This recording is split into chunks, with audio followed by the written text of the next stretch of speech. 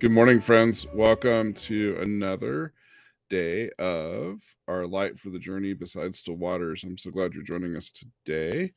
I wanted to offer a little bit different take on something we actually hit during the gratitude time. This is a quote from Desmond Tutu.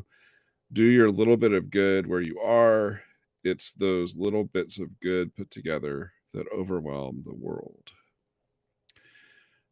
What a heavy place the world is right now with everything happening in Ukraine, and plus just the complicatedness of the world. Our vestry was on retreat over the weekend, and I've been talking with a lot of clergy colleagues over the last several days about how, lots of places, even though things are starting to open up again and stuff is kind of feeling like it's back to normal, a lot of people are just don't have the energy for creativity, don't have the energy for thinking about stuff, and then overwhelmed with some of the realities of the world around us, wanting to change the world, wanting to do things, but then just not able to really impact things, where they seem like the problems are so large, we just don't know what to do. And Desmond Tutu had a world that he lived in when he was Archbishop in South Africa, when there was apartheid going on, and when he was a minister, where the world had to have seemed just overwhelming and even against everything he was doing. And this quote always means so much to me when I read it, about how we're called to do our little bit of good in the places where we are. And that's a way that we can do our part as a people of faith. We have our faith, we have our strength, we have our hope, we have our love for community and love for others. We know, like we talked about this morning, which would now for you be yesterday, uh, our belovedness of God and how we're children of God and how God loves us. We have all of that. And so, in whatever situation we find ourselves in, we have this opportunity to do a small little bit of good in every moment, in every day, in every meeting, in every place, in every relationship, in every interaction.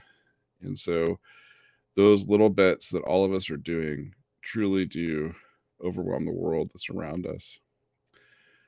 I just want to encourage you to hold on to your hope and your light in the midst of all of this. And as you do your Lenten journey, as you're thinking about your own spiritual journey, your prayer life, maybe you're taking on some fasting from something, maybe you're doing some new Bible study, whatever it is you might be doing, just to dive and be willing to dive a little deeper into that work, but also know that the little bits of good that you do change the world, even when we can't always see it. God bless. Have a beautiful day.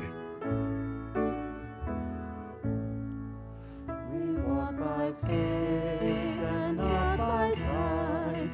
No gracious words we hear of him who spoke as none else spoke, but we believe him near. We may not touch his hands and side, nor follow where he trod, yet in his promise we rejoice and cry, my Lord and God. Help then, O Lord, our unbelief, and may our faith abound, to call on you when you are near, and seek where you are found. That when our life of faith is done in realms of clearer light, we may behold you as you are, in full and endless sight. We walk by faith and not by sight.